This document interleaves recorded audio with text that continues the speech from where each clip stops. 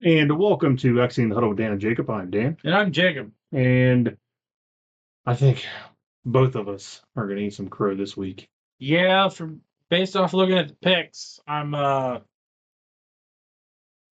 real happy. Me either. But happy Sunday, everybody. It is the 22nd of September, going through week 4 of college football. This is week 4. Yeah. Because we're going into week 5. And let's start with our picks from last week. First game on the agenda was Nebraska, Illinois. Nebraska, Illinois. I picked Nebraska. You also picked Nebraska. We were both wrong. Yeah, we were both wrong. And that is that game. I knew it was going to be close, but I thought Nebraska had the edge on that. But it is what it is. Next game, Ohio State had Marshall come to town. Ohio State 49, Marshall 14. I believe we both picked Ohio State. We both picked Ohio State. The next one is where you're going to eat some crow. Okay. It was Clemson, NC State. You picked NC State, and they got absolutely mollywopped. Yeah. Do you know what other team got mollywopped? There's a few. North Carolina, 70-50. Who they play? James Madison. They lost? Yeah, at home. What? Yeah. We didn't have that one. No, we did not. But that's the most points ever scored by an opponent in North Carolina Stadium. Yeah. Maybe the Dukes or what's up? Maybe. What the Dukes? Yeah, we had The next one was Iowa State. I don't know who they played, and we both picked Iowa State. Iowa State played let me go down through here. They played Arkansas State. I'm assuming that Iowa State won. Oh yeah, 52-7. Okay, so we got that one. Yeah. Next one was Georgia Tech, and I don't know. Louisville? Yeah, we both picked Georgia Tech. Georgia Tech got handled pretty well. Louisville 31, Georgia Tech 19. Yeah, we both have to eat some crow on that one. Yep. Next one is Notre Dame. We both picked Notre Dame, and they won. They sure did. Against what? Miami of Ohio? Yeah, I believe so. Yeah. Well, Atlanta already scored a touchdown. Who? It's the Chiefs.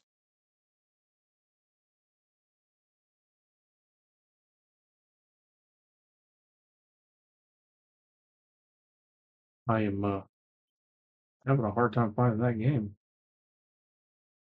Notre Dame? Yeah, the Notre Dame. Oh yeah, Notre Dame 28, Miami, Ohio 3. It was close. It was close. Next one. Penn State. Oh, Penn State. And we both picked Penn State, and they absolutely mollywopped. They shut up. Yeah. So 58-0? 56. 56. Might as well be 58. Might as well. Just give them the 2 points, folks. Next one we had LSU. We both picked LSU, and I don't think that came to fruition. No, that did. Oh yeah, LSU I 34. picked UCLA to cover that spread though, and they did. Yeah, 34-17. A lot closer than it probably should have been. Yeah. Next one. We had Northern Illinois. Northern Illinois. And they lost. Northern Illinois. They're going to be dropped from the top 25. Buffalo beat them 23-20. It was a very close game, though. Very close. Next one, we have USC. We both picked USC, and that did not work out at all in our favor. That did not. So let's talk about that for a second. It was a crazy game. I think there's only one team from the Pac-12 that joined the Big Ten that had a win yesterday against the Big Ten opponent. USC lost to Michigan coming in. I'm pretty sure that Washington has the only one against the Big Ten is coming into the Big Ten against Northwestern. We had look at the Big Ten games. So USC, Michigan, Michigan also obviously beat USC. We had Washington beat Northwestern 24-5. A random ass score. Yeah. And then Oregon State actually beat Purdue 38-21. Oregon State isn't a Big Ten team. Right. But out of the newcomers, Washington, UCLA. UCLA didn't play a Big Ten team yesterday, played an SEC team. But Played them really well though. Yeah. But I don't count Washington's win over Northwestern as being a good opponent. No. What's that USC team? Number 11 going into Ann Arbor. They gave Michigan a run for their money. It was the first time that I saw Grant and Graham, the defensive tackles for Michigan, put pressure on a quarterback. They didn't do it against Texas. They didn't do it against their first game. I can't remember who they played. But they didn't do it. Some team they should have beat 70-0. They didn't. Yeah. Against USC, they looked like the national championship team from last year. Beating Fresno State 30-10, 20 points. That I'm pretty sure it was a 40-point spread. Yeah. And then Arkansas State 28-18, winning by 10. That's not a national championship caliber win there. No, it's not. But USC, the number 11 team in the country, comes in Ann Arbor and you handle business. Hats off to Michigan. Like, I can't even say anything bad. It was a quality win. It was a quality win against a quality opponent. They got Minnesota next. Rowing the boat? No. No, you don't think so? No, we'll get into that in a minute. Next up, we have Utah against Oklahoma State. I picked Utah. You picked OK State. I sure did. And I'm pretty sure Utah won. So with a backup quarterback for like the third year. So hear me out, right? That game is a lot closer than what you thought it is. 22-19. Oh, I didn't think it was going to be close. I thought it was going to be close. I just thought Utah was going to pull it out. They did. But not for lack of Oklahoma State trying. They scored 16 points in the fourth quarter. They got a field goal in the first, held scoreless in the second and third. They made a rally in the fourth.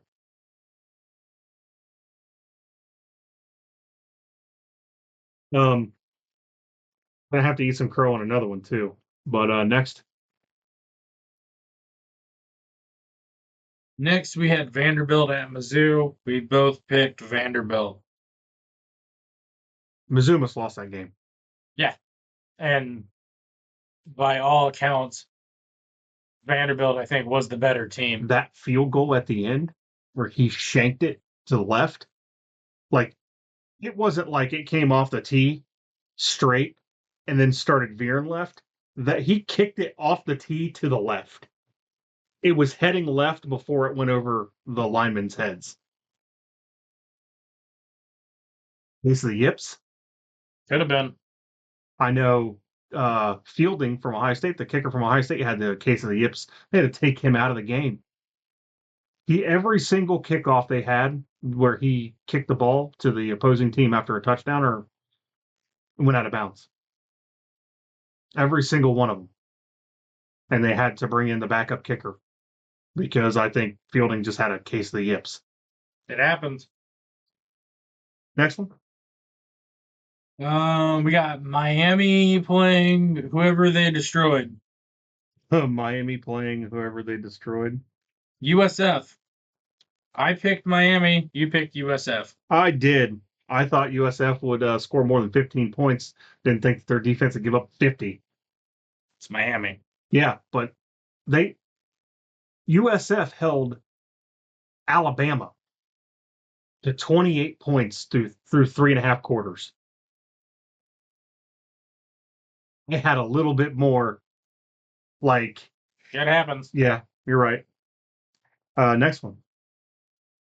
Tennessee versus I don't know because we both picked Tennessee. Oklahoma. Tennessee went to Norman and they beat Oklahoma handily. Exactly. Handily. And that's another team coming out of conference into a new conference and their conference opener. So Oklahoma played Tennessee in their first conference game in the SEC, and they got absolutely mollywopped. That game, in my opinion, that wasn't even a game. Next one, when I have Texas A&M, you had Texas A&M. I don't remember who they played. Oh, You should probably put yeah. Next time I will. who they're playing. You can do team that we think wins, then the next team. So Texas A&M played Bowling Green, 26-20. That's a lot closer than that should have been. Yeah. Next one, we both picked Ole Miss. Ole Miss. So that game, they played Georgia Southern. That game was over by the end of the first quarter. 52-13 over Georgia Southern. Next one, we had Texas over the School for the Blind. Yeah. I'm pretty sure that's who they played. UL Monroe. Yeah, 51-3. But we both picked Texas. Then we had K-State versus BYU. We both picked K-State. We got to eat some crow here. Got to eat some crow. A lot of crow. Not only did K-State lose, they got blown out. Yeah. That was at home too, right? Pretty sure. Nope. It was in Utah. Oh yeah, no, yeah, you're right. It was in Provo. Because it was a weird time. It was like 9:30 game. 38-9.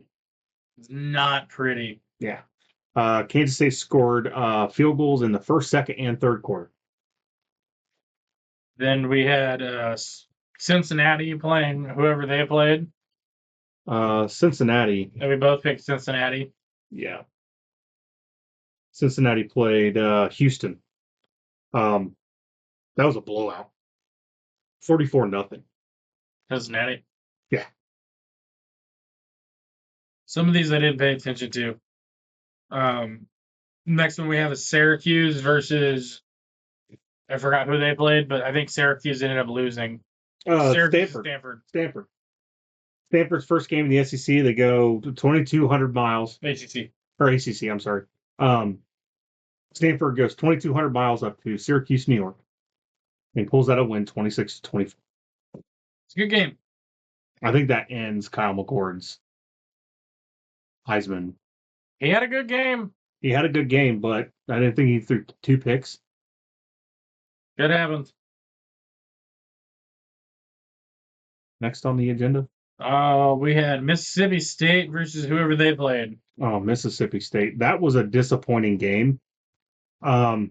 Because they played Florida. And I thought Florida would be caught looking ahead to next week. Because next week Florida has to play UCF. And UCF's doing really good this year. But no, Florida eked out a win. Florida won. Yeah, Florida won 45-28. It looked like that team had some identity. That doesn't seem like an eked out if you win by like multiple scores. There was circumstances on when they scored their last 2 touchdowns. Wow. But yeah. Next. It was the Cal game. Cal LSU. Yeah, they both Or picked no, Cal. that was SMU, right? SMU. Pretty Yeah. sure SMU manhandled them. Big Cal play. I watched that game.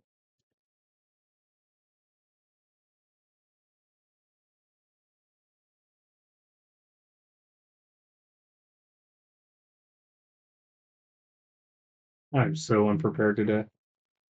I'm sorry, folks. They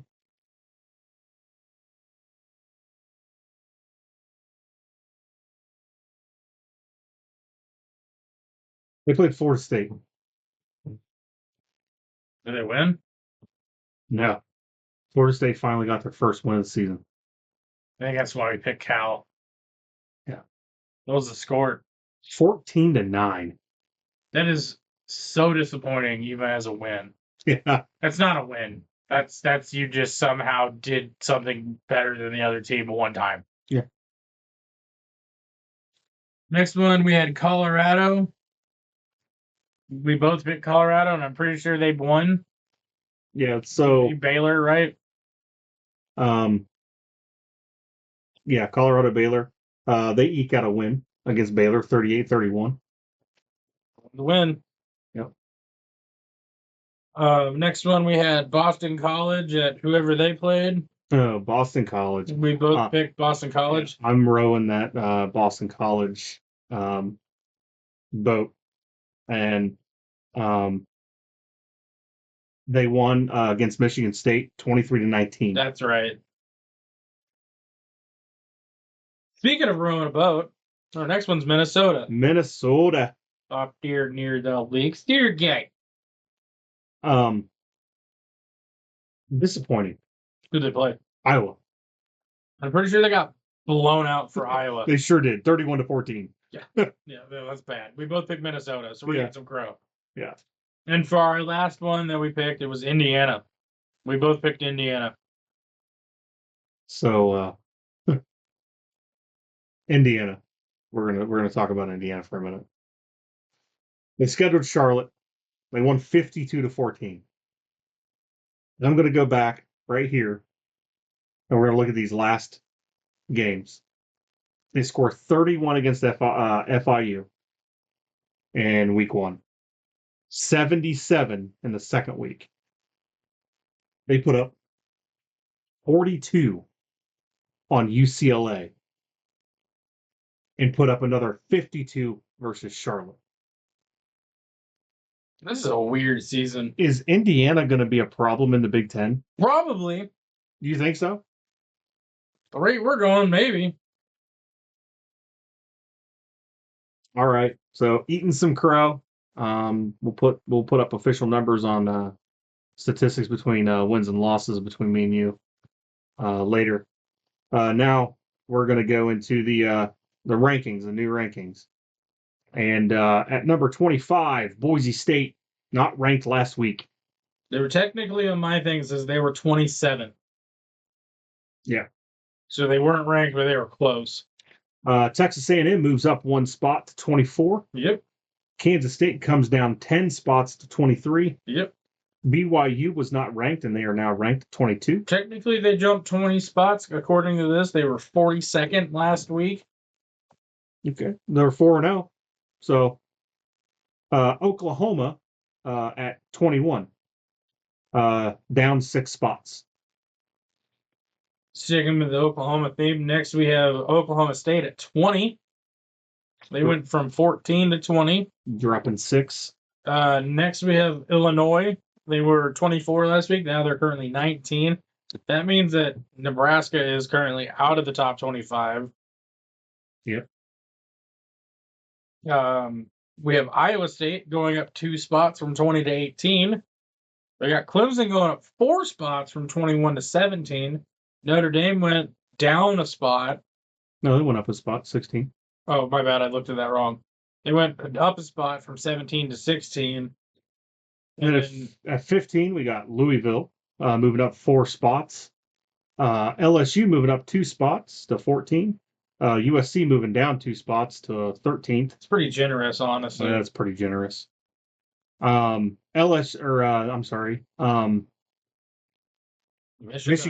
moving up 6 spots to 12th, and Missouri coming down 4 spots after that close game against Vanderbilt, down to 11. Then we got Utah going up 2 spots, number 10. We got Penn State going up 1 spot, again, winning. They're number 9. Oregon going up a spot. They're number 8. Miami going up a spot. They're number 7. And Tennessee going up. Well, I'm confused by this because there's 2 5s on mine. I got the same amount of first place votes. Tennessee and Ole Miss. On mine, there's a 5 and 5, but I think they're number 6. Tennessee staying stagnant and going at 6. You're the top 5, brother. All right. See, I got Ole Miss at 6 and Tennessee at 5. See, mine says they're both at 5. Okay, well, we'll go by the AP. So we got Tennessee at 5, up 1 spot. And then the top 4 did not change. They all stayed the same. Alabama at 4, Ohio State at 3, Georgia at 2, and Texas at 1. Now let's get into this. So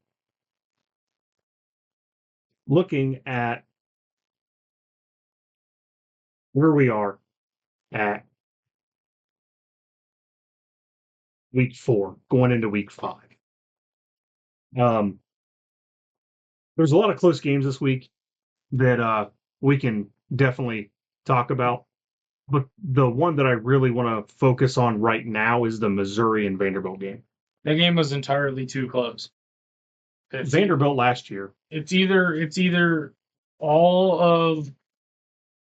I don't know who Missouri's next opponent is. We'll get into that. I'll pull it up while you're talking. It's either one of 2 things have happened. Either Missouri was looking forward to their next opponent, or they just immediately wrote off Vanderbilt. Or is Vanderbilt that good? We've been talking about them since week 1. I think Vanderbilt might be that good. I think they could be legitimate SEC contenders this year. Yeah. Now, once you start getting to the meat of your schedule, though, that's where things start to shine. But from what I've seen so far, I would be very happy to be a Vanderbilt fan. There's probably 12 of them, but nonetheless. Next week, Missouri goes. I'm sorry. This upcoming week's the 28th. Yeah. So they have an off week this week, and then they go to Texas A&M on the 5th of October. That doesn't seem like a looking ahead game. No. Maybe Vanderbilt's back. Could be. That's the only thing that I can say. I think this goes back to something we've talked about previously, and something that I'm going to stick with a firm believer for the rest of the season. Preach. I think that the transfer portal has helped college football more than we thought it would. We thought it was going to hurt it at the beginning of the season. You know, it was like, oh, the good players are all going to want to go play for the big schools, not realizing that there's those diamonds in the rough. There's those dogs out there that may have not got a chance on Ohio State, or may have wanted to go to a bigger conference to try to improve their draft stock. You have some of these Conference USA, Sun Belt, Mountain West, like all of these other players that want to come into other bigger schools to show what they got. Because no one's gonna be really looking at New Mexico State for players. No one's really gonna be looking at Utah State for players. No one's really gonna be looking at North Dakota State for players. And these kids are coming out there and they want to play now. Yeah. And they want to contend. And they want to show everybody what they got. So I think what's ended up happening is that we're having a bunch of people come into the transfer portal from these big schools like Ohio State, Florida, Michigan. And even though Florida's not that great right now, but they still have, you go play at Florida over FAU. Florida as a school has draftable stock. Exactly. You're not going to go to FAU to get drafted. Right. You'd rather go to Florida. Florida State, Miami. Exactly. Yeah. And I think that's what's happening is that some of these larger conference schools are starting to get some of these kids from all of these lower tier schools, these 1, 2, 3-star schools, and they're just like, maybe I don't want to play for Baylor. Maybe I don't want to play for FAU, Louisiana Tech, Marshall. Maybe I'd like to go to Vanderbilt. Maybe I'd like to go to Vanderbilt. SEC, you're gonna get your name out there. You go upset of Alabama, you're gonna get your name out there. Yeah. You have a monster game against LSU, Ole Miss, you name it. You're getting your name out there. That's draft stock, Brand. It's the brand. And Yep. that's what they're going for. Yep. That's why you have some of these kids that are going, but then it also works in the exact opposite way. You have people coming from, Alabama, Ohio State, Florida State, the Oregon, these big schools. And why do I feel like I'm losing my voice all of a sudden? I don't know.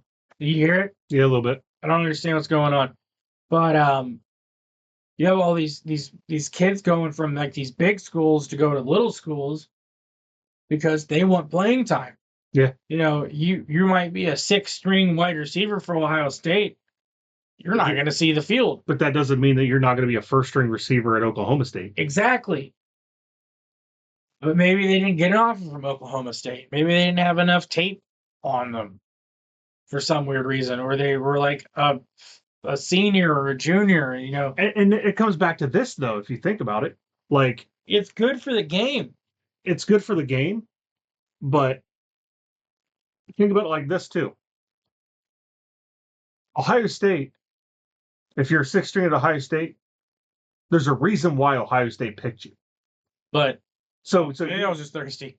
There's a reason Ohio State picked you, right? But so at the same time, though, and hear me out, let's say you're a senior and you're a 6th-string wide receiver and you're a senior at Ohio State. And you're like, okay, cool. I'm going to come back for my senior year before all the transfer portal stuff comes out.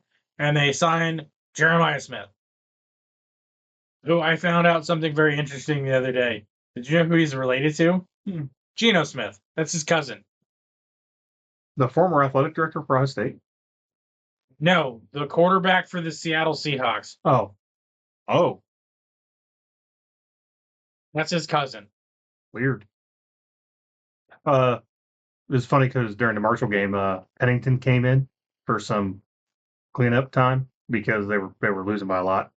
And they said that Chad Pennington's son, Cole Pennington, was now on the field for Marshall. That was pretty cool. That's pretty cool. Yeah. I always liked the lineage coming. Oh, yeah. Like last year we had a lot. There was a lot. Marvin Harrison Jr. Joe Alt. His dad played. Yeah. Marvin Harrison. Pretty notable. There was a few. A few years ago, Joey Porter Jr. Yeah. Didn't Frank Gore Jr.? Yeah, he got drafted last year. Last year? Yeah. Out of like South Alabama or something. So let's go to some statistics. Statistically speaking. Top 5. Who do you think offensive leaders are right now for quarterbacks?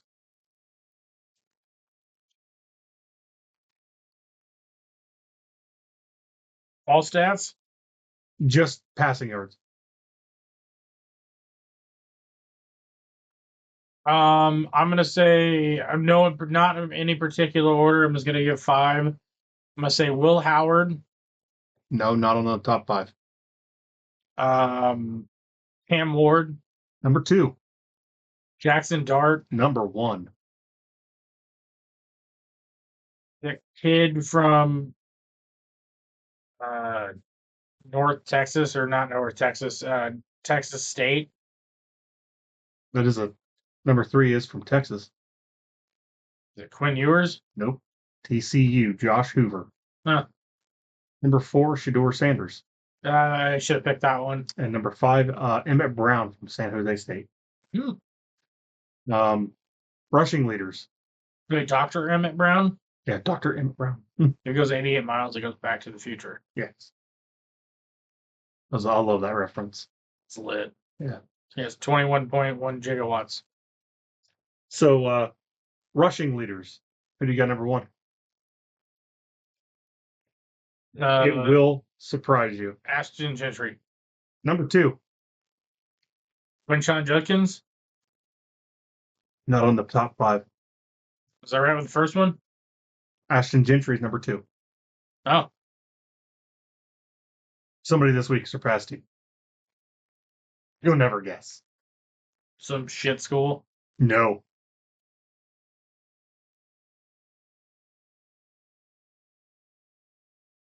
It's not Ollie Gordon because he's not having a great year. No, he is not. He's not even in the top 5.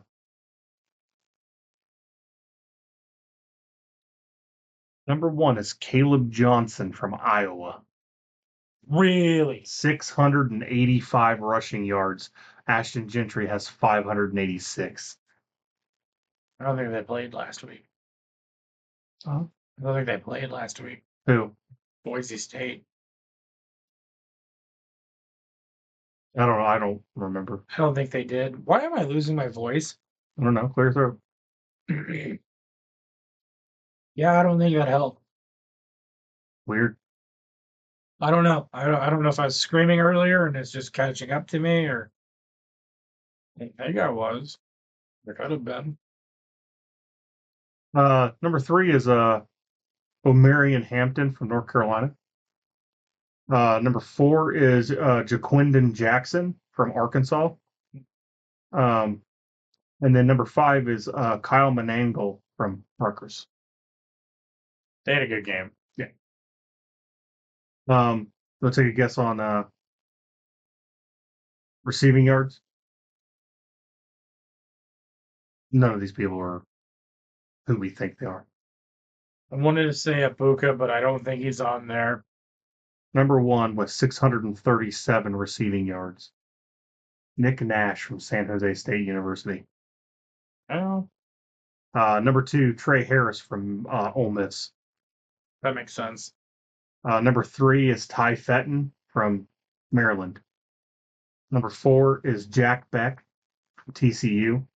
And number 5 is Devontae Ross from Troy. See, I would have thought if you would have said like some of those make sense based off the top 5 passing yards. But I would have probably said like Travis Hunter. Offensive leaders. Top 5 for offensive leaders. What's the stat category? Off total yards. Total yards? Or Marion Hampton? No, team. Team? Total yards is a team. Ole Miss. That's number 1. This is gonna hurt me. Iowa. Nope. Top 5.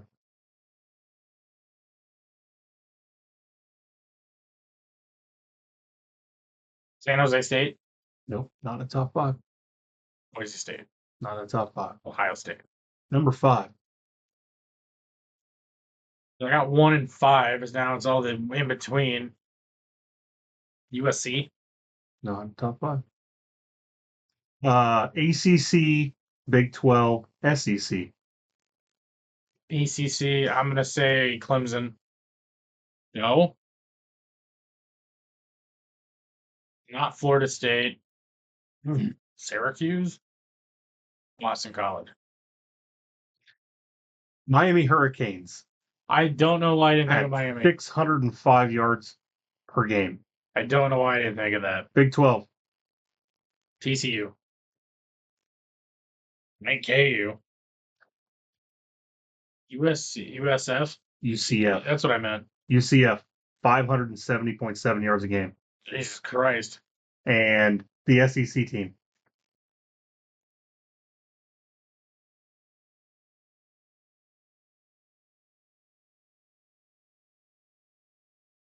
Vanderbilt. No. A new team? No. Not a new team to the SEC? Nope. Is it Georgia? No. Give me one more and give it to me.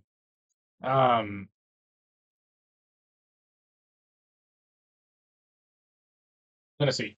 Yes. Then Ohio State. All right. Defensive leaders.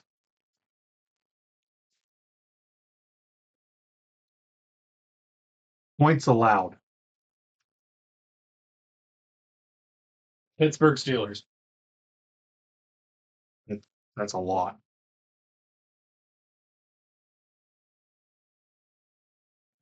Pittsburgh Steelers haven't allowed many points this year. SEC, SEC, Big Ten, SEC. Georgia? Number one. Alabama? No. Oh, I guess they've been kind of getting blown out. Not blown out, but like real close. No, not LSU. I was gonna say not LSU. You said SEC, SEC, Big Ten, SEC? Yeah. Texas. Mm-hmm. Number 2? It's number 2. I want to say Iowa, but I feel like Ohio State. Ohio State's number 4. Tennessee? Number 5. Ole Miss.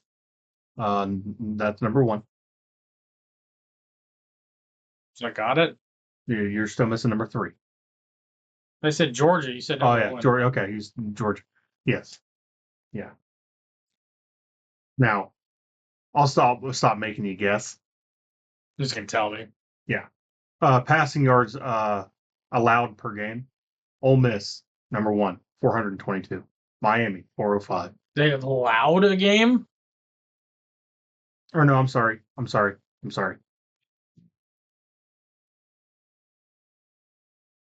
are the only 2 defensive stats we have. That's a little weird.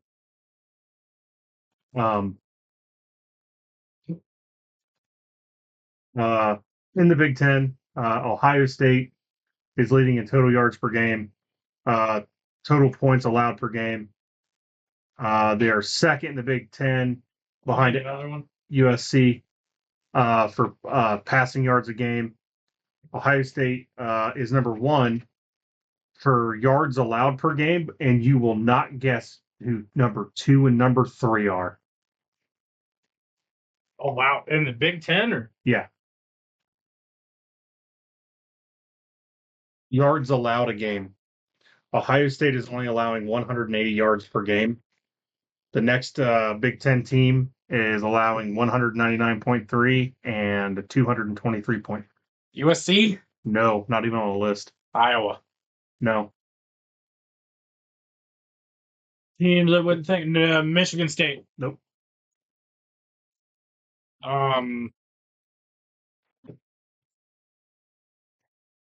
Minnesota. They're rowing the boat, bro. At number 3. The number 2 will shock you. Are they new team? Nope. Long time team or newer in the last 25 years? No. Long time team. Purdue? No. Same state. Indiana? What the fuck? Yeah. What happened to my football? Really? Rushing yards per game is Rutgers, Penn State, Iowa, Ohio State, and Indiana. Sacks per game. This hurts because Ohio State's not in the top 5. To be fair, they haven't been rushing the passer like they normally have at the beginning of the year. You've had JT Tuimoloau. I know, I'm going to do it right. JT Tuimoloau. I was practicing that. Tuimoloau? Yeah. Okay, cool. I figured it out. Why you gotta have a hard last name, JT? What the fuck? Sacks per game. Or sacks so far this year. Michigan State at 15 sacks this year. We play them next. Yeah. Northwestern. What? 12. Indiana, 12. Nebraska, 11. Washington, 11. What are we at? Like 8? Haven't all those teams played 4 games though? Ohio State has 9. We're close. Yeah. In 3 games. So we're averaging 3 sacks a game. How many pick sixes have they had? Like 4 or 5?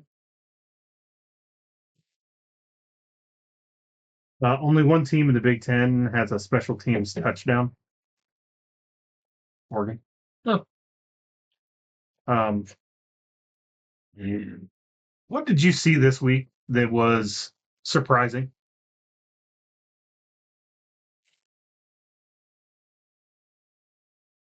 You want my honest opinion? Yeah.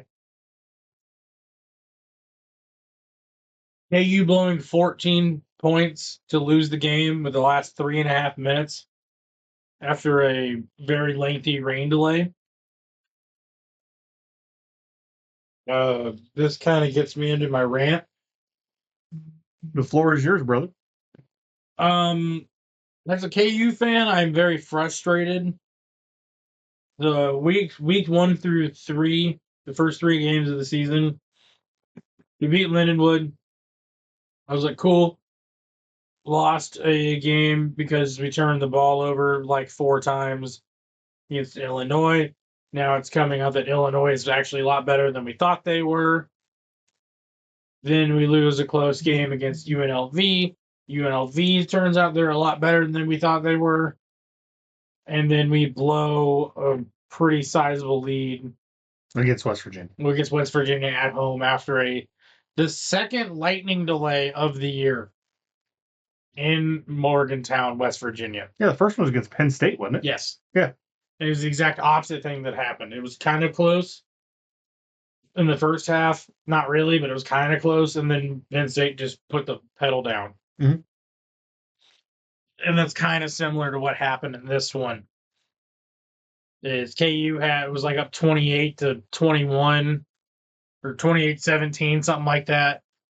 Going into the fourth quarter, lightning delay happens. They have an hour delay.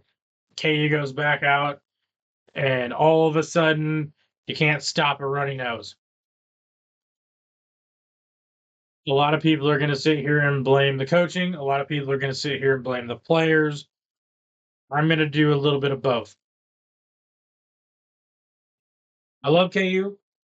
I came into this season, I picked them as my preseason Big 12 champions. I thought that they legitimately had a chance. After seeing what I've seen through 4 weeks, if something isn't done soon, you just pissed your whole season away. How much of this is Lance Leipold's fault? I don't think a lot. I'm not blaming Lance for this because he doesn't call the plays. He puts the personnel out there. He could have benched Jalen Daniels earlier in the season. In the Illinois game? In the Illinois game, in the UNLV game.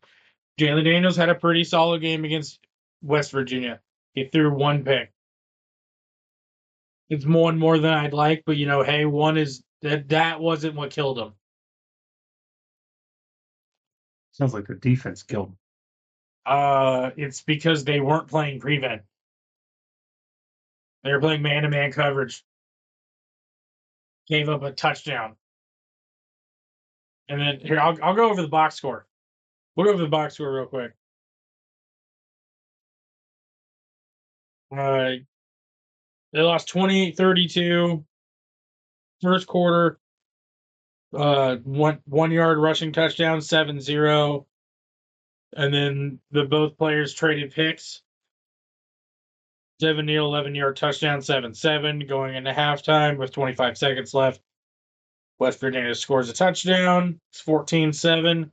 Beginning of the third quarter, KU passing touchdown to Lucas Grimp. 2,000 yards for his career for KU. Pretty solid on that play. They call him the Grim Reaper. I think it's pretty funny. His last name's Grim. 14-14, West Virginia kicks a field goal, makes it 14-17. High shot, 11-yard rushing touchdown, 21-17. Another Lucas Grimm rushes for 32 yards and makes it 28-17. That's the fourth quarter. Then that was right after the lightning delay. Lightning delay's over. Game starts back up. 3 minutes and 27 seconds left. Garrett Green, pass complete. 8-yard touchdown, 2-point conversion attempt was succeeded. Makes the game 28-25. KU still winning. 26 seconds left. A 15-yard passing touchdown. They lose the game with 26 seconds left. It's unfathomable. I don't blame the kids for that. I don't blame anybody. I don't blame the seniors. I blame the head coach, or not the head coach. A little bit on Lance Leipold, but a lot more on the coordinators. You got to call better plays. Especially when you have a 3-point lead with 26 seconds left, you cannot let anybody get around you. You have potentially two not top. I was gonna say, I don't know how I was gonna word this. First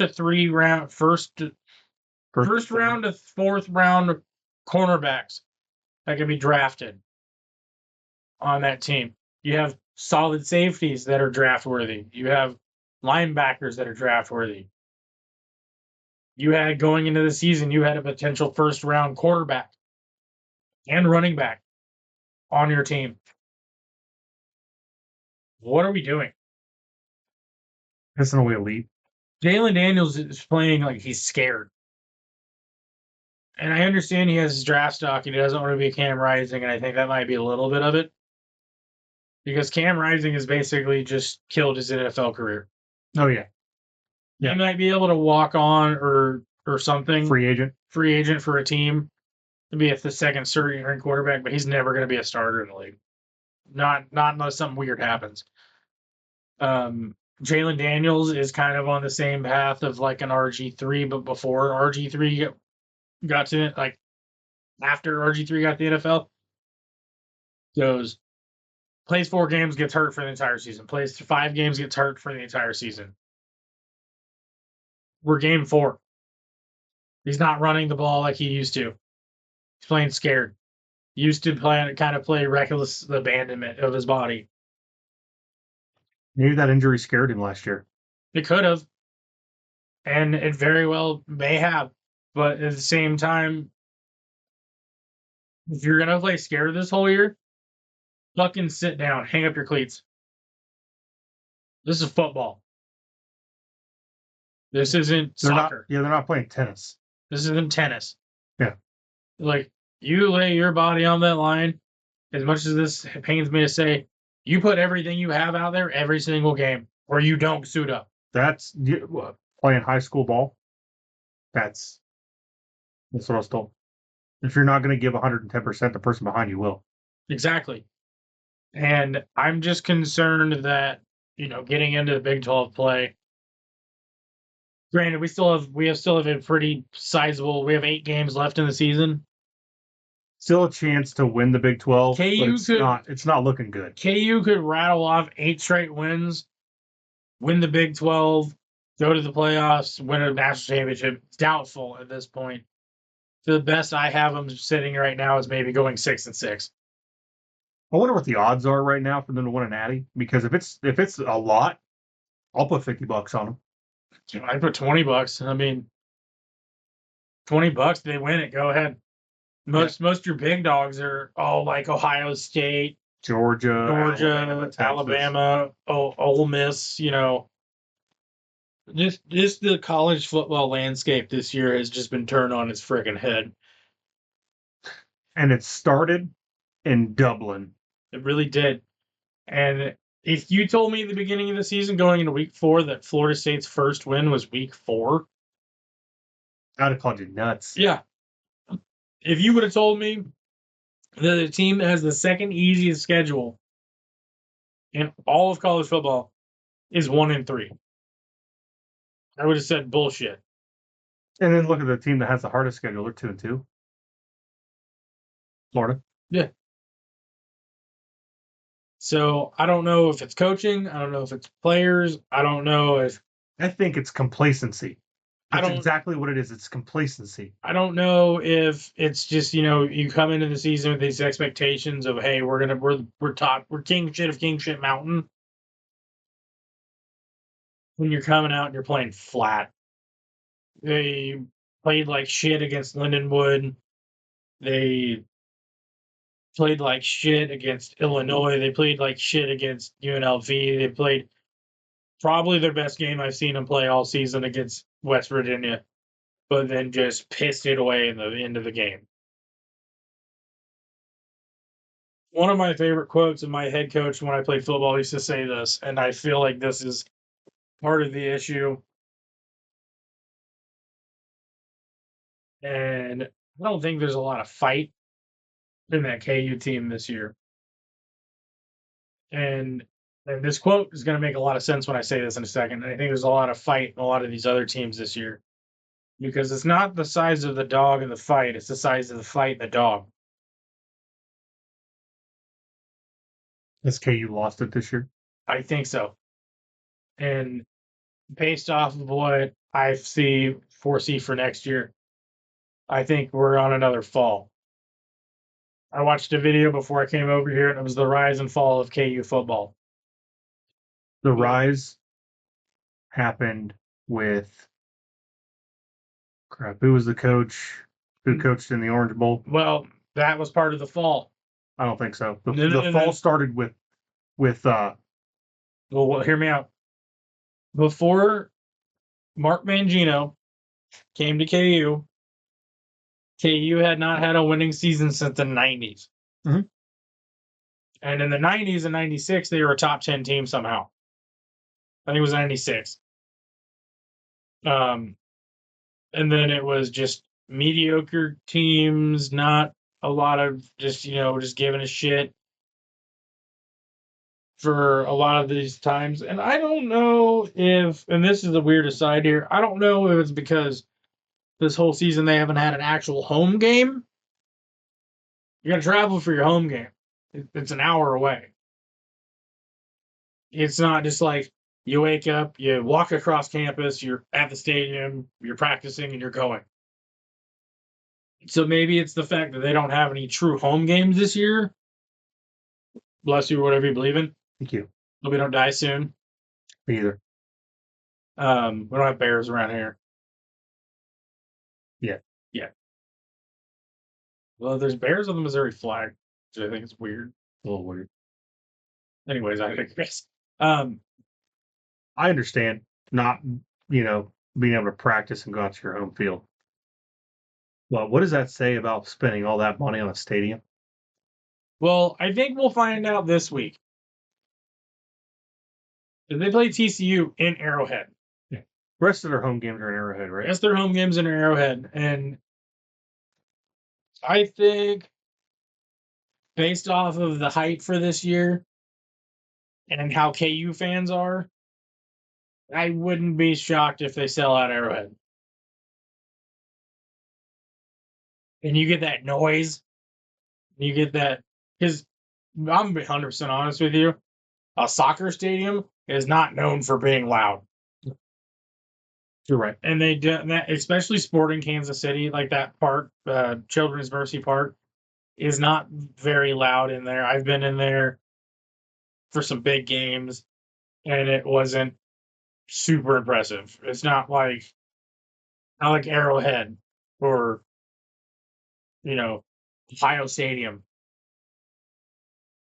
It's not like those where it's just you have 60,000 people on top of you just screaming. So I think this next game is going to be a lot of interesting. I'm not picking KU to win. I'm not picking anything for them this rest of this year because I'm a little superstitious, and anytime I pick KU, they lose. every single time. Don't know why. Fair enough. But anyway, so like I was saying, I was watching this video, The Rise and Fall of KU Football. And the rise was there was a rise and a fall, and then the rise again. It was KU was pretty shitty between like 96 and 2004. Mark Mangino gets hired. They do okay. And then 2005 they play, and they said if you don't beat Iowa State this game, we're going to get you fired. It beats Iowa State. They finished like 5 and something. You know, like, hey, we did something. 2006 rolls around, have another mediocre season. 2007 rolls around, they end up like 6-6, and they make a bowl game. I think they lose.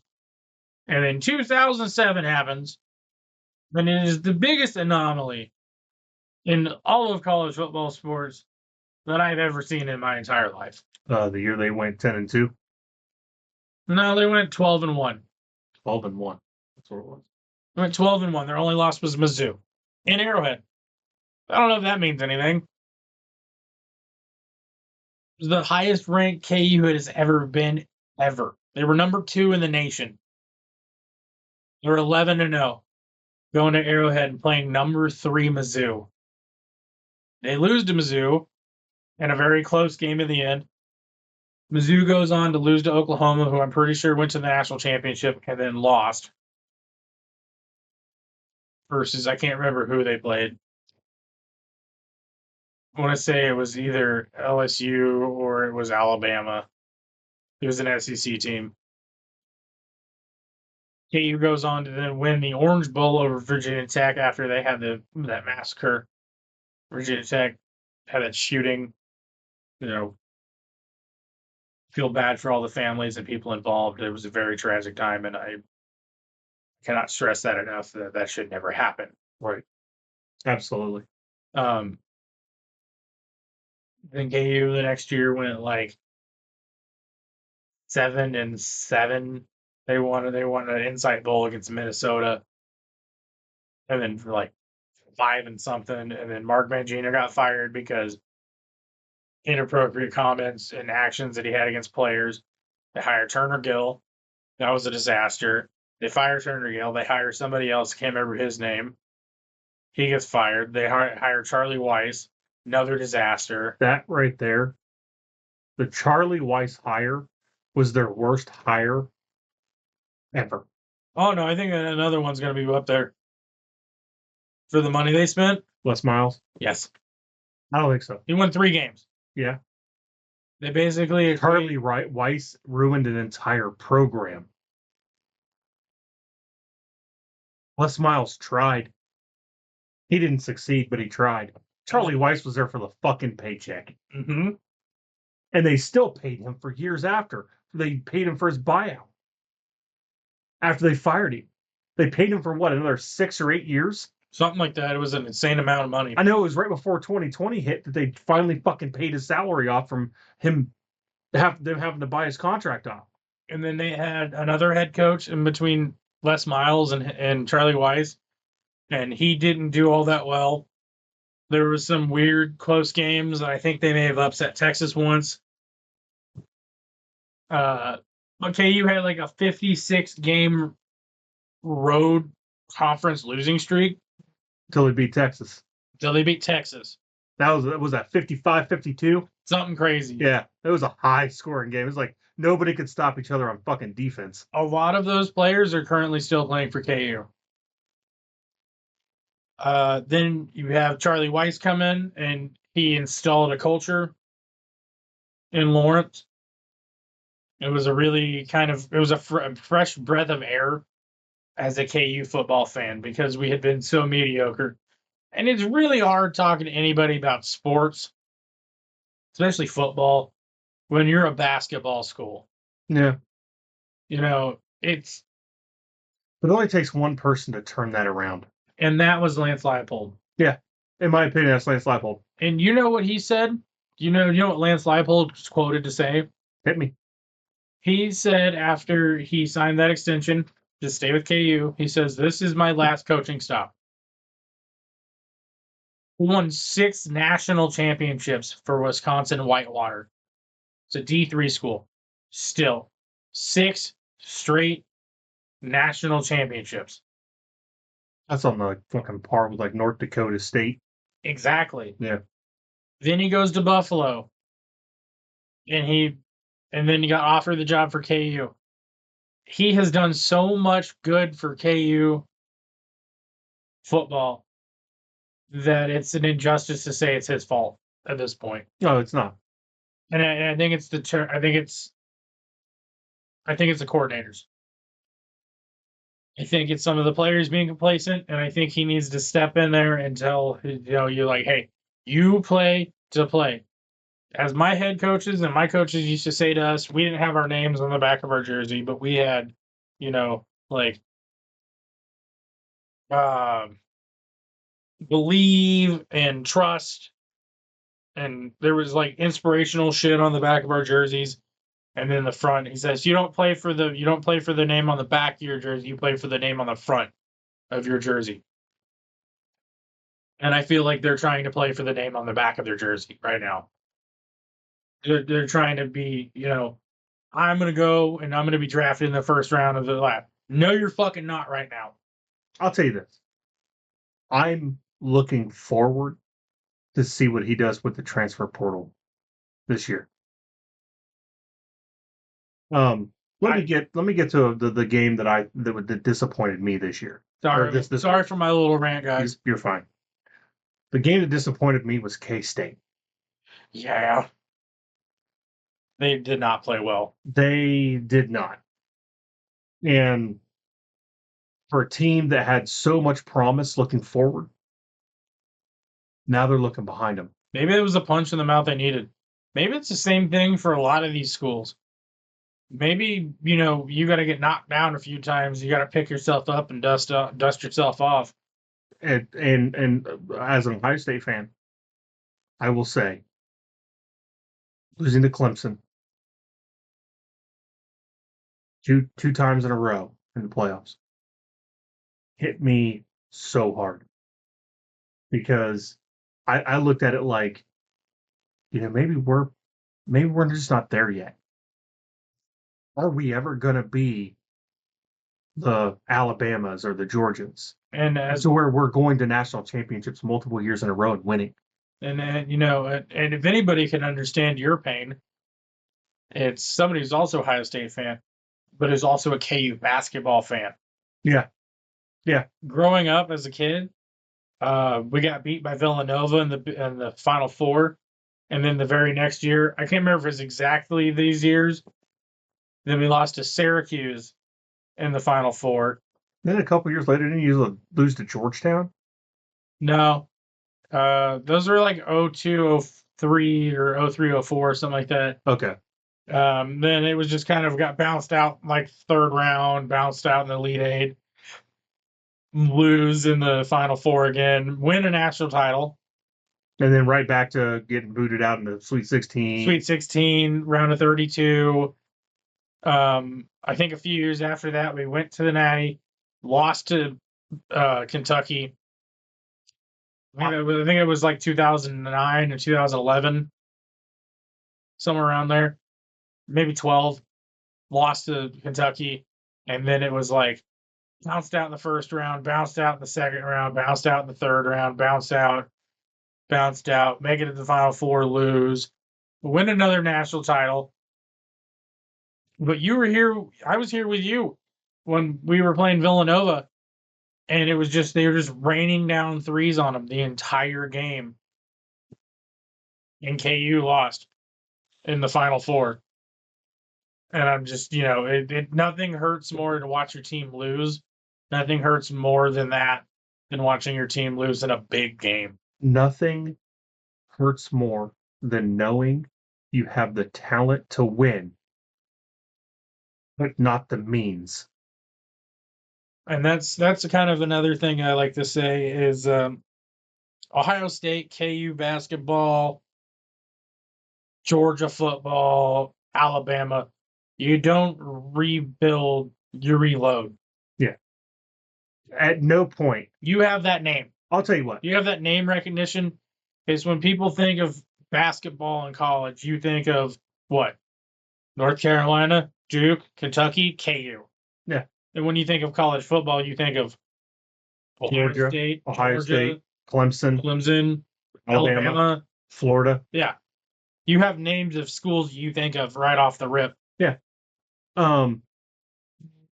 Let's get into some picks this week. We'll do 5 each. Game that's on my radar right now. Number 20 Oklahoma State is at number 23 Kansas State. I'm still shocked that K-State's ranked after that embarrassment. It was bad. Oh, real bad. K State is favored by 4.5. I don't think they win that. At home? No. I'm gonna do a coin flip. Okay. I'm gonna go with K State. I think like you just said, it was a wake up call. I think it's a wake up call. And Oklahoma State hasn't looked that good that year, but K-State didn't look that good in that game. I'm gonna do a coin flip on this one. I'm gonna do one coin flip on a game a week this year that I think is close, instead of making a snap judgment call. And I'm gonna call it in the air, and I'll show you guys the coin. Heads, Kansas State. Tails, Oklahoma State. Yep. Yeah, tails. Oklahoma State. Would you like a coin to flip? No, I'm good. You don't want to do a coin flip? Let's just dive right into the top 25. Yeah, that's what I'm doing. The next game on the list is number 15 Louisville at number 16 Notre Dame. That game is another 4.5 point spread in Notre Dame's favor. You sure you don't want to flip? Yeah, I'm not going to flip this game. Honestly, give me Louisville. I'm going to take Notre Dame. I think they get upset twice in the same season in their home.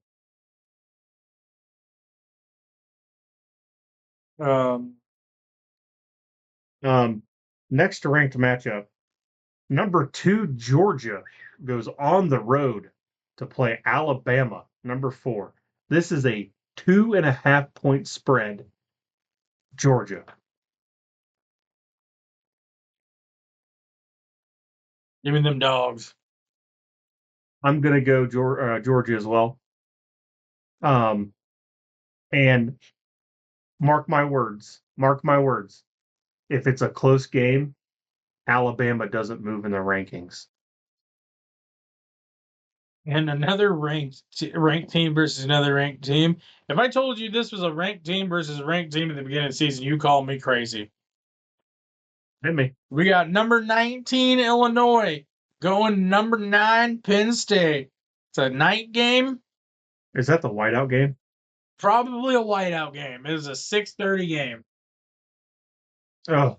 It is a 17.5 point spread in favor of Penn State. I don't think it's going to be that close. I think the Illini actually deserve that fighting in their name this year. That being said, give me Penn State.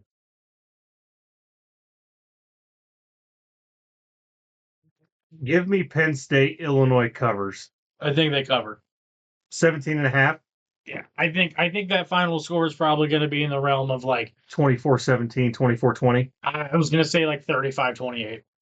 Yeah, it's going to be probably 7 points or less. Exactly. Yeah. So like I don't think they cover that spread. Looking forward to some other ranked games. We have actually to start out the week. We have a Friday night game. Virginia Tech travels to Miami, Florida, and plays number 7 Miami in Miami. Mark my words. Virginia Tech is going to get embarrassed. It's a 17-point spread. They win by 25 at least. I think it's a blowout. Yeah. I'm looking at probably around the realm of 35-10, 35-3. I'm looking at more like 48-14. Okay, that's pretty good. That Miami's offense is bonkers this year. The way Marshall almost handled Virginia Tech last week, not yesterday, but last week, kind of opened everybody's eyes to, is Marshall good or is Virginia Tech just fucking bad? And I don't give a fuck what you say, Pat McAfee. Virginia Tech is not good. You're my boy, Blue. You're my boy, Pat. I love you to death, but there's no way Virginia Tech will ever win the ACC the way they're playing now. No, not like this. Going into another game, we got currently ranked BYU going to Baylor, going to Waco, Texas. It's a 3-point spread. Give me BYU after what they just did to K-State.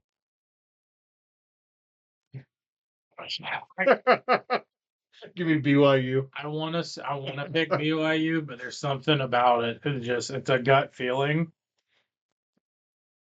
Give me Baylor. Okay. Just give me Baylor. Something about being a home.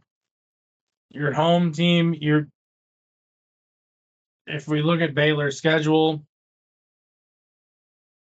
they beat Tarleton State. They had a close game against Utah.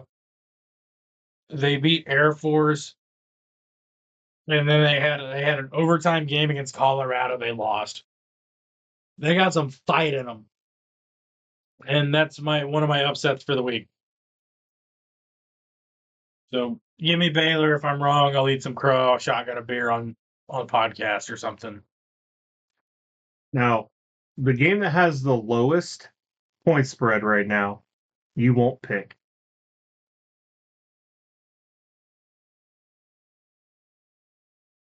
So I'm going to go down through here and we'll pick another 2.5 point spread or so. Because Kansas and TCU, It's 2 points. it's a 1. It's 1 from Yahoo. I'm not picking them. Yeah. So how about we do... You can pick it if you'd like. I'm not picking it. Yeah, I'm not going to pick it. Over-under's 59.5, though. It's going to be a shootout. Let's go 2-point spread. Louisiana Tech at Florida International. Sounds like an airport.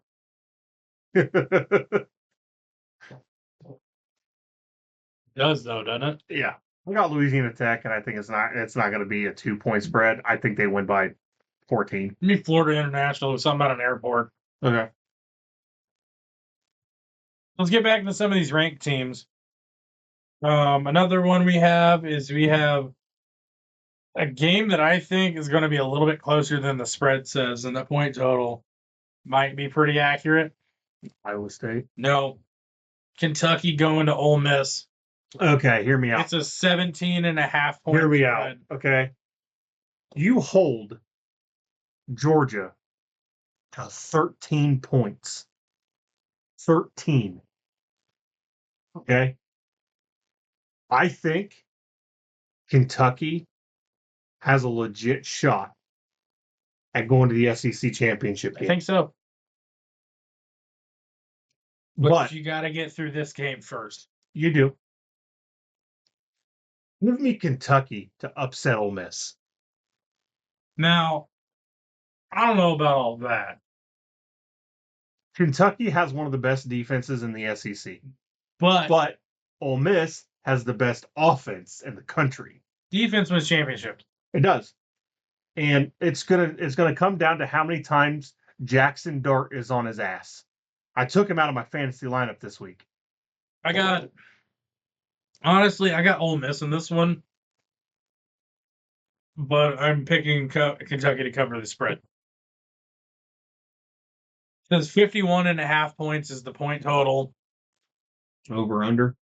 Over under. Yeah, give me over. Well, I don't know. Give me under. Yeah, give me under. Yeah, give me under.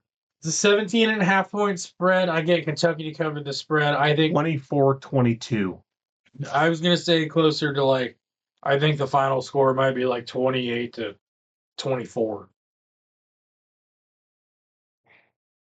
Rivalry game this week.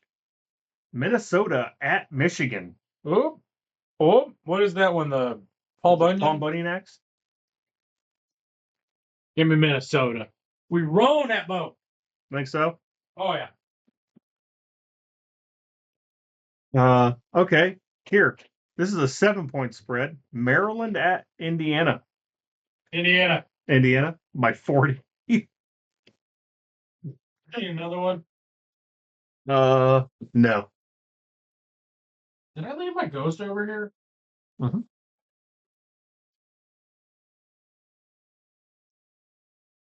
Nebraska at Purdue. Nebraska 10-point favorite. Over under 49.5. Give me Purdue. I'm sticking with Nebraska. I just think Illinois is better than what we think they are. You said it's at Purdue? At Purdue. Oh, Give me Nebraska. Oh yeah, now that's that, and then I know it's Notre Dame fucking absolutely crushed And- Purdue. That's what I'm giving me Nebraska. Yeah. If it was on the road, I'd probably pick Purdue. Just because they're that weird team that's like, oh hey, we got murdered 3 games in a row. We're gonna drop 70 on you for no reason. Yeah, for just because we're pissed. They're like They played pissed off that game. Another one that's a kind of a close one, 14.5-point spread, over under 51.5. Wisconsin at USC. give me USC. Okay. I just don't.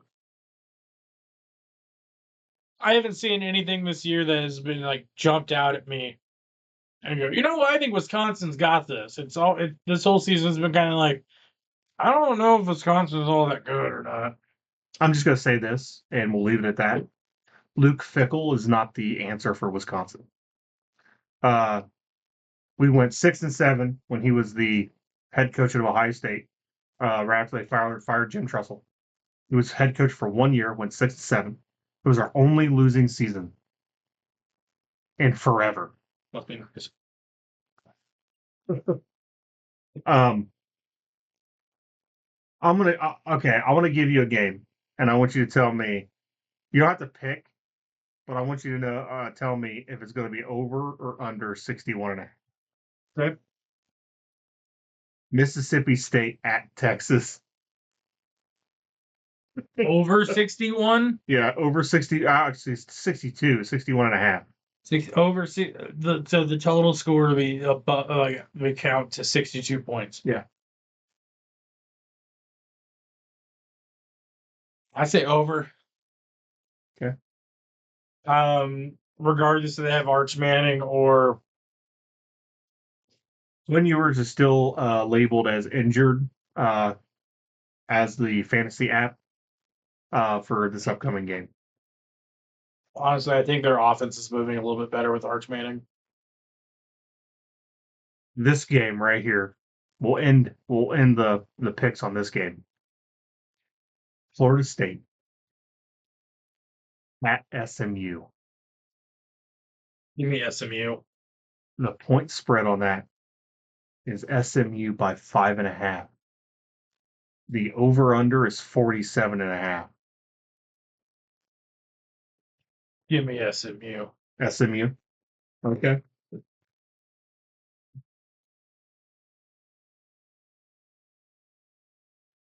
Lots of games coming up this week, folks. We got a jam-packed schedule, especially with the start of some schools didn't play last week. They're play last week. well, not even just that. And Georgia didn't play last week. Yeah, And they played this week. Let me finish. A lot of schools are getting into their conference play. You had Ohio State played Marshall. You had a bunch of other schools play not in conference. I think now is where you really start to separate the men from the boys. And by that, I'm saying weeks 1 through 4 don't really matter in the grand scheme of things, per se. It's weeks 5 through 13 or however that schedule works.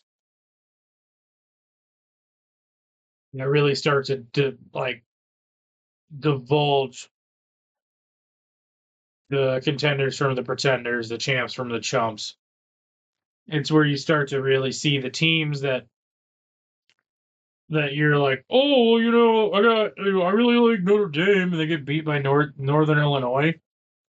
Now Northern Illinois lost to Buffalo, and I don't got them in as one of my non-Power 5 schools to make it in.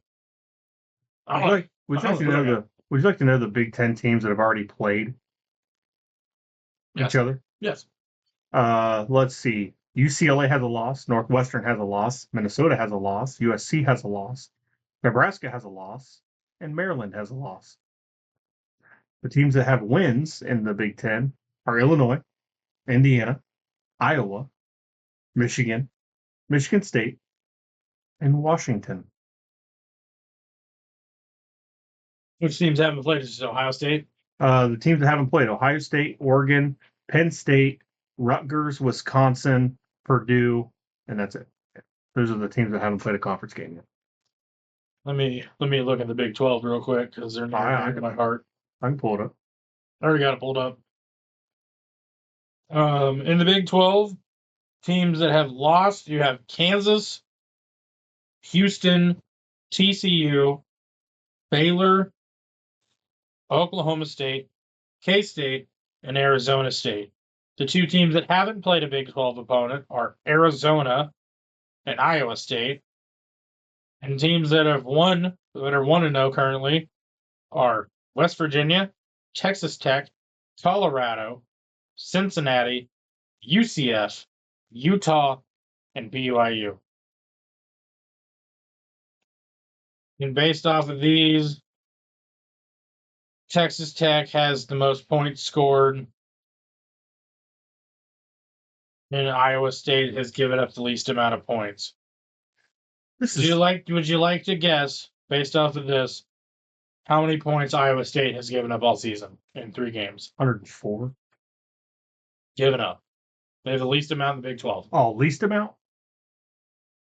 30? 29. Yeah. And then Texas Tech has the most points scored in the Big 12. Would you like to guess how many that is? Texas Tech? Yes. Oh, that's probably going to be over 100. Yeah. 140? More. 160? A little bit more. 165. Well, 164. 164. Let's go to the SEC real fast. If you look at the Big 10 based off of points, I'm going to say Indiana scored the most. Would you like to guess how many they've scored? 170? 202. Oh, that was close. And the team that's given up the least amount of points, probably Ohio State. 20. The points for is 157. The points against is 20. That's Ohio State.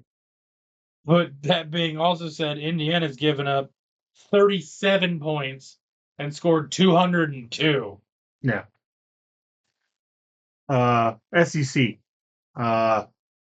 Kentucky's 0-2 in the SEC already. Mississippi. But to be fair, I mean, I'm not a fan. Go away. They lost to Georgia and South Carolina. Yeah. Mississippi is 0-1. Vanderbilt's 0-1. Auburn's 0-1. Oklahoma's 0-1. Alabama, Texas, and Ole Miss are 0-0. Yep. And then Florida's 1-1. South Carolina's 1-1. Texas A&M is 1-0. LSU's 1-0. Arkansas. Arkansas's 1-0. Georgia's 1-0. Tennessee's 1-0. And Missouri's 1-0 by a hair. A hair. That's all you get is a hair. Now, we're going to go back to what I was talking about. Can you guess the team that scored the most points in the SEC? Oh, fucking Ole Miss. 220 points. Yeah.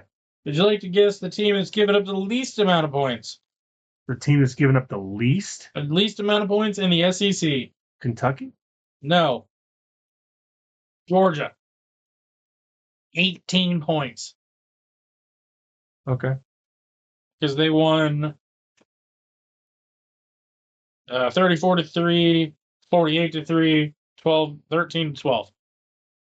They've given up almost all their points in one game.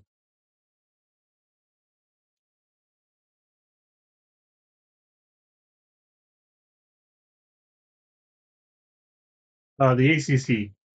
Wake Forest, NC State, Cal are all 0-1. Virginia Tech, SMU, North Carolina, Pittsburgh, Miami, and Duke have not played a conference game. Florida State's 1-2 in conference play. Georgia Tech is 1-2 in conference play. Georgia Tech is 1-2. Syracuse is 1-1. And Stanford, Clemson, Virginia, Boston College, and Louisville are all 1-0. You want to take a guess on points for who has the most points scored in the ACC? Miami. Don't look at it. Would you like to guess who has the least amount scored? I don't know. I don't want to say Florida State. It's Florida State. Is it? It's not even close. In order of points scored, we're just going to go from the top of the rankings back down. Louisville scored 142 points by giving up 33. Boston College has scored 128 points, giving up 59. Virginia's 121-94. Clemson's 128-89. Stanford's 94-65. Syracuse is 93-76. Georgia Tech 165-102. I'm skipping Florida State for a second. Duke is 123-61. Miami's 209-41. Pittsburgh, this one kind of shocks me, 194-101. North Carolina 152-117. SMU 169-91. Virginia Tech 118-91. Cal 92-51. NC State 113-151. That's kind of insane. Wake Forest 81-84. Now that leaves us with Florida State, who has scored a measly 60 points all season and given up 81. So they are literally no gas and all brakes. No gas, no brakes. No, they're stopping points. They're just not scoring any. Like, all their games they played, you show me your schedule, damn it. Lose to Georgia Tech 21-24. You lose to Boston College 13-28. Lose to Memphis 12-20. Beat Cal 14-9. None of those are like screaming out to me a blowout. Their defense is there. They're just not scoring any fucking points. And with that being said, rants are over. Disappointed a little bit in the college football season so far, in my personal opinion. Can't wait for conference play to start. Yeah, this week conference play starts for mostly all the rest of the teams that haven't played a conference game. I know I'm looking forward to Ohio State, Michigan State. Also looking forward to seeing SMU play. I'm really looking forward to that. But with all of that being said, we're going to wrap it up here. Again, I would like to thank all of you guys for watching today. Sorry for the past few weeks for the audio being all fucky wucky. We're trying something different this week. We're hoping it works. Sorry. If you'd like to join us with our predictions, if we get some more people in the Discord, again, there's a link in the description, pinned comment, somewhere around there. Join the Discord. Jump in there, post your memes, post your pets, post your predictions, anything you want to post. We're just trying to get some people in there. More people we get in there, the more connection we can have with the rest of the community. Once we start getting some people in there, we're going to start posting our picks. And we'll post them to where you can yes or no. If you think it's like yes for this team is going to win, no for this team is going to lose. and we'll post our collective pick'ems, I guess, at the end of the week after when we do our podcast. If you like this, please leave a like. If you like it, please consider giving a subscribe. We're trying to build this community as quick as we can, but we want to keep it personal. And I think we do a fairly good job of that. I'd like to thank you all for watching, and I appreciate all of you guys, as does Dan. We will be back next week with more college football content. And I hope you all have a fantastic evening, a great week. And with that being said, let's exit this huddle. Break. Right.